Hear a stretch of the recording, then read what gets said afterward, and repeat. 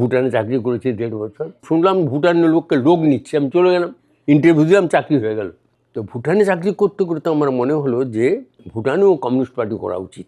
আমি, আমার বন্ধু তমনাস দে সরকার এবং আমার সিকিমিজ বন্ধু লাকপা সিং, এই 3 জন আমরা বসলাম যে ভুটানে কমিউনিস্ট পার্টি তৈরি করতে হবে। কিছু রোড লেবারকে পেলাম যারা রাস্তায় চাকরি করতো, এবং তার বেশিরভাগ নেপালি। তার মধ্যে মায়াবতী বলে একটা মেয়ে ছিল, সে খুব তুখোর মেয়ে, সেও আমাদের সাথে যোগ দিল। ধরা পড়লাম আমি। ভুটান পুলিশ আমাকে অ্যারেস্ট করলো। কিন্তু ইতিমধ্যে আমি সারা উত্তরবঙ্গের ওই চা বাগান অঞ্চল জুড়ে আমি অসম্ভব জনপ্রিয় হয়ে উঠেছি শুধু গান গেয়ে।